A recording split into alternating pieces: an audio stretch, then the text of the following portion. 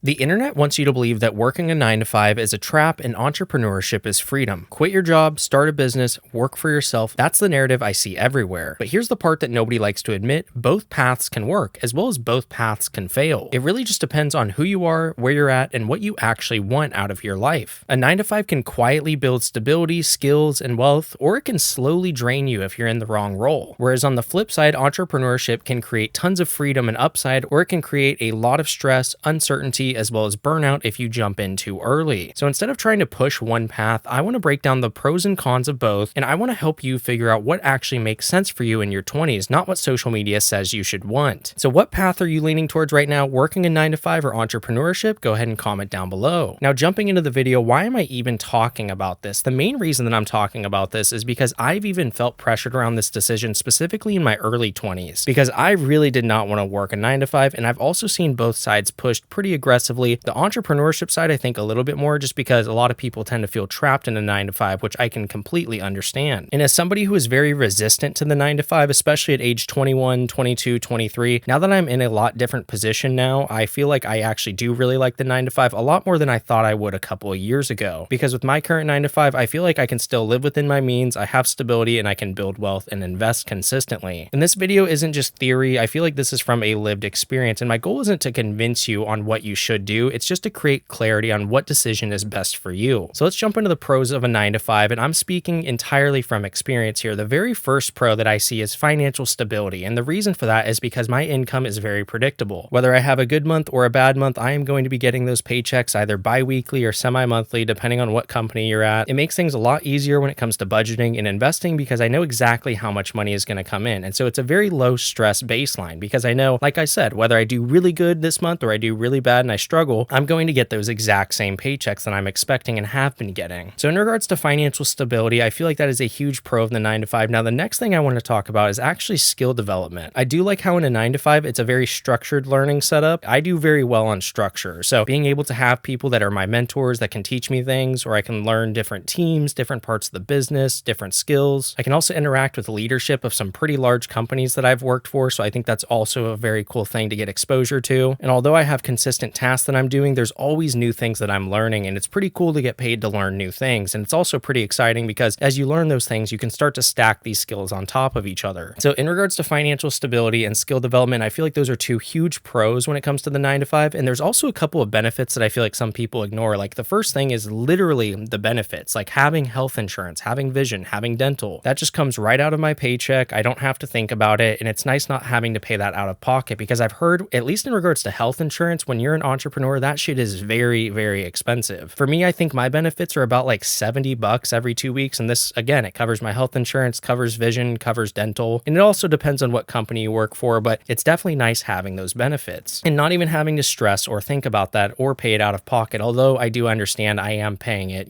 through my paycheck, but it's still not that much money compared to if I owned my own business. The next benefit I feel like some people tend to forget about is 401k matching. If you make $100,000 a year and, you put in 6% and your company matches 6%, that is an extra $6,000 a year that is being invested that you didn't have to do anything. All you had to do is put in your 6 and your company said, hey, we'll match you on that. It is basically free money. So the 401k matching is extremely nice. The next thing I do want to talk about is paid time off. When you own your own business, if you go on a vacation for 2 or 3 weeks, you better hope you have a little bit of cash saved because you might not be making money during that time. And so having PTO, having time off, having holidays, and being able to connect some of this stuff, it does make it very stress-free. I can go take 1, 2, 3 weeks off if I want, and I'm still going to be getting the exact same paycheck. And then the last benefit I would say is mental bandwidth. And what I mean by this is that with a stable job, a lot of uncertainty, it's already handled for you. You know exactly when money is coming in, you know roughly how much you're going to earn each year. Your bills are pretty predictable, and you're not constantly wondering, is this going to work? And like I said before, whether you have a good month or a bad month, you're probably going to get paid the exact same. Most jobs, it's not performance based, assuming you just get a normal salary. Now, if there's commission thrown in there, yeah, you could argue that, but for the most part, just a normal, stable job with salary. I do think you have some freedom to take a risk in a 9 to 5 in certain ways, because whether you do good or, maybe you mess up or do something wrong, you're still going to get that exact same paycheck. And some people view stability as a weakness, but I really don't think it is. I think there's a lot of leverage to having a 9 to 5, but let's talk about some of the cons of that. The first con I can think of with the 9 to 5 is limited control. Your income, short term at least, has an income ceiling. If you're making $100K this year, maybe you get a 3% raise and it goes up to, 103,000, but it's not like if you work really, really hard for 6 months, you're going to get a massive pay raise. So your income is constrained, at least short term, but medium to long term, if you get promotions, if you job hop, whatever that is, it can go up over time. But at least if you look at a 1, 2, 3 year period, your salary might not move much, assuming you're just getting like a cost of living adjustment or just those little raises that are 2 to 3%, which again just covers inflation. So it's really not a raise at all if you think about it. So there's an income ceiling, but not only that, there's a schedule constraint.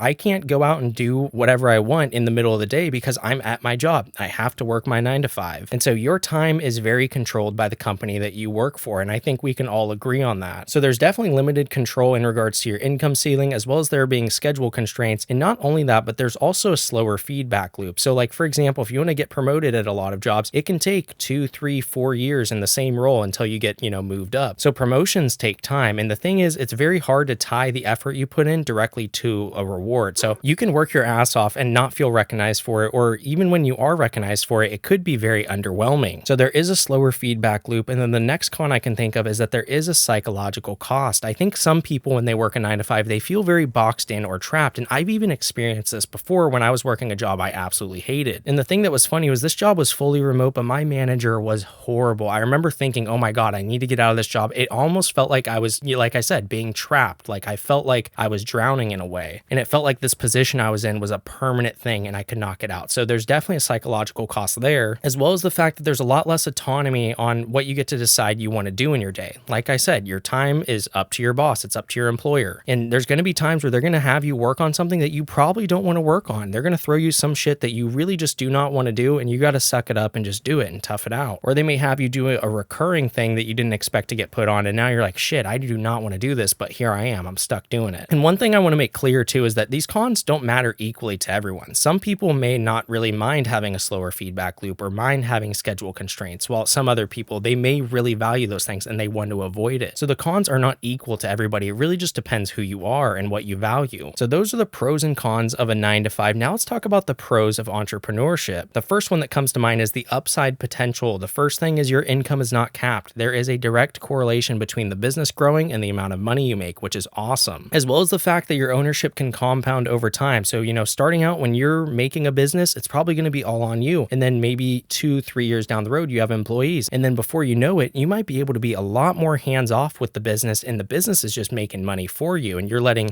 people manage the business and people work underneath those managers, and you're not having to do as much, which is a pretty nice upside. And the thing that's really nice with entrepreneurship, like I said, is the work that you do today, that could generate revenue next month. And it could also just keep working while you sleep. And this could also scale beyond your personal capacity, which is what I was just talking about with the management thing. And so there's a ton of upside potential with entrepreneurship, as well as there's some autonomy because you have control entirely over your time and your decisions. If you have a business that has grown and fully autonomous where you're pretty hands off, then you can decide if you want to sleep in today. You can decide if you want to go on vacation. There is a lot more control of these things. And there's a direct feedback between the effort and the reward. Now, that might not be with every single business, but for a lot of them, that's definitely the case. Especially if you have a business that works, the more time you put in, the more money you invest into it, the more that you build up that business, the more it's going to reward you, which is a pretty nice thing. So there's the autonomy aspect, as well as there is accelerated learning. I feel like with entrepreneurship, it is a very, sink or swim type of environment, or else you're going to run out of money. And so you're going to have to learn things very quickly, which forces you to grow very quickly. And that can be a really good thing. You might have to learn different skills that you didn't even think you had to learn, whether that's, creating a website and learning coding, or learning marketing and sales and trying to figure out how you can get, your business to grow, or how does it spread word of mouth? Like, how can you learn all these different things, as well as problem solving very fast if different things come up. So entrepreneurship can compress time, and that could be for better or for worse. But, in the upside potential, when things are autonomous and you're learning quickly, it can be very nice and rewarding. So those are the pros of entrepreneurship. Now let's talk about some of the cons. The first one that I can think of is income instability. With entrepreneurship, you could have very irregular cash flow. You could have a business that makes you $5,000 one month and makes you $1,500 the next month. And because of the income instability, it can make things a lot harder when it comes to planning. Your bills are probably not going to change each month. Your rent's going to be the exact same. Your water bill is going to be around the same. Your car payment's going to be around the same. So like when you have irregular cash flow, it's a lot harder to plan and budget things over time, because sure, you could have a really good month in January, but then if February and March are bad months, you may want to save a little bit of extra cash from January. And so it's a lot harder to plan things when, like I said, you're making, a certain amount of money one month and then that drops a lot the next month. And it's very hard to avoid emotional swings when you have this instability. stability. Like I said, you could think that the business is doing great, then you have one bad year and you're like, oh shit, I'm barely hanging on by a thread. And so the income instability, I feel like, could cause a lot of stress, as well as besides that, there's the responsibility overload because everything is on you. There's no safety net. The stress can compound over time. If your business is not doing well and you're behind on your bills, then either your business is going to have to make more money or you're going to have to figure some way to bring money in. And then before you know it, you could be a couple months behind on bills. And, the stress can really add up over time. You could start losing sleep. It could really, take your life down a bad direction. And like I said, everything is on you. So it's very sink or swim, which can make it pretty stressful in a lot of different cases. And then the last thing is that there's a lot of uncertainty. There's no guarantee that your business is going to do well or it's going to take off. You may think that you have this great idea and this great product and the consumer doesn't really have any demand for it, or they don't like the product, or you thought people would like it a lot more than they did. So it's not even guaranteed that if you work super hard that there's going to be progress because, again, the consumer decides whether your service or your product is valuable. And so having that uncertainty can create a lot of stress. And I feel like some people really underestimate how long it takes to truly build up a good business. And one other small thing I wanted to mention, I guess this kind of comes with income instability, is yes, you do have control over your time, but you also may need to work when other people don't have to. So you may be working Saturday and Sunday when all your 9-to-5 friends are not. But then the upside there is that you could also be making a lot more money because you're putting in that work on the weekends. So it really just depends, how the business is doing and where you're at. So those are the pros and cons for both. Now, how do we decide what is best for you in your 20s? And I think this is the most important section. So you want to ask yourself these questions. The first question I would ask myself is, do I value stability or flexibility more right now? Because if you value stability, you're prioritizing the 9-to-5 because your income is predictable every 2 weeks or semi-monthly. You have health insurance, benefits, and there's structure. There's very clear expectations. You know what your role is, you know what your hours are, you know what you need to do to get promotions, hopefully. And it's a lot less stress financially month in and month out. And it can make things a lot easier with your ability to plan life because there's so much certainty behind the 9-to-5. And again, this is assuming you don't get laid off. I understand that that is a potential con. It's not guaranteed that you're going to, be in your job forever or your company's going to keep you around forever. But let's just assume that it is a stable 9-to-5, like a lot of them. So if you value stability, you're prioritizing the 9-to-5. But when you value flexibility, you're prioritizing entrepreneurship because you want control over your time and schedule. You want to choose what you work on and how you work. And also your income can scale faster, although it can be unpredictable. And there's a willingness to trade certainty for upside. So although you don't have that certainty and that stability where you're getting paid, your benefits are all covered, the trade-off here is that you could get a ton of upside. So that is the first question I would ask myself is, do you value stability or flexibility more right now? The next thing I would ask myself is, can I handle inconsistent income? You know what your bills are, or at least hopefully what they're going to be around each month. Can you handle making $7,000 or $8,000 one month and then making $1,000 or $2,000 the next month? If you take time off, do you have cash saved up? Can you plan things out ahead of time? That way it's not as stressful if you don't make as much money on a certain month. So if you can handle inconsistent income, you're definitely going to lean a lot more towards entrepreneurship. And then the next thing I would ask myself is, am I building skills or am I chasing freedom? Because if you're trying to build skills in a more controlled environment, you might like the 9-to-5 a little bit more. And I'm not saying you don't build skills with entrepreneurship. You absolutely do. But with entrepreneurship, there's a lot more freedom, especially if you can get things running and going the way that you want to. So again, it really just depends what you prefer. And then the last thing I would say is, do you want optionality or commitment? With the 9-to-5, what a lot of people do is they quiet quit, meaning that they just do the bare minimum. They get their job done. They go home. They're clocking out at 5. They're not working late. They're doing the absolute bare minimum. So they at least have the option of just doing all their work, being home and calling it a day. Compared to with entrepreneurship, it is a very, very big commitment. Like I said before, you may have to work weekends, or maybe you have to work really late and you're working 10, 12, 14-hour days. And so again, it just comes down to what you prefer. I feel like with the 9-to-5, you can build skills in a very controlled,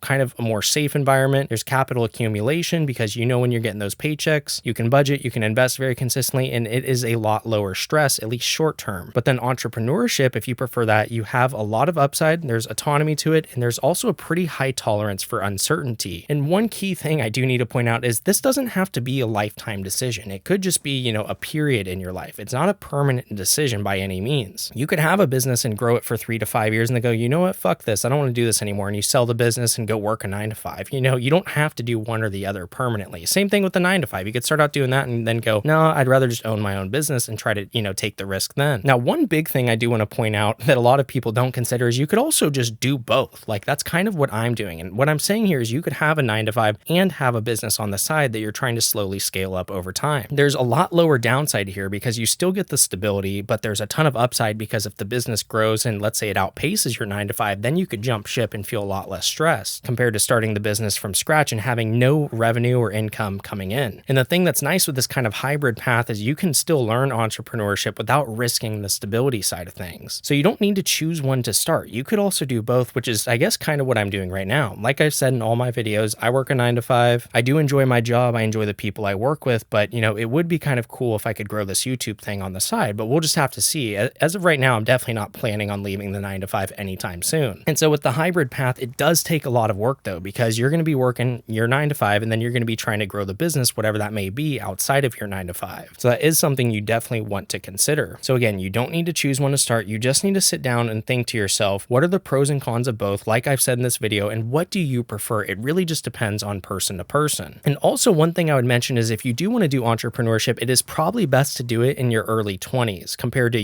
being married in your 30s or 40s and you have a family and you just leave the 9 to 5 to go start a business. That to me seems like a very uncalculated and a very risky decision compared to if you're living at home with your parents and you're 22, there's not much downside to it. Even if you start a business and it fails, your overhead's probably not that much. You're probably not spending that much money. So you can take a lot more risk when you're younger. So be very aware of that. And that is why I wanted to make this video. So like I said, there's no perfect answer. It depends on who you are. I'm doing the hybrid path right now. 6 months ago, 8 months ago, I wouldn't have said that. I was just doing the 9 to 5, but hey, we're here now. I do like it. It's a lot of work, but at the end of the day, I'm happy. I have stability and this is the route that I'm choosing to go. But that may not be the right route for you. So whatever works best for you is what you want to do. So that is it for me. I hope you guys enjoyed the video. If you did, drop a like down below, hit that subscribe button. I'll see you in the next one. Peace.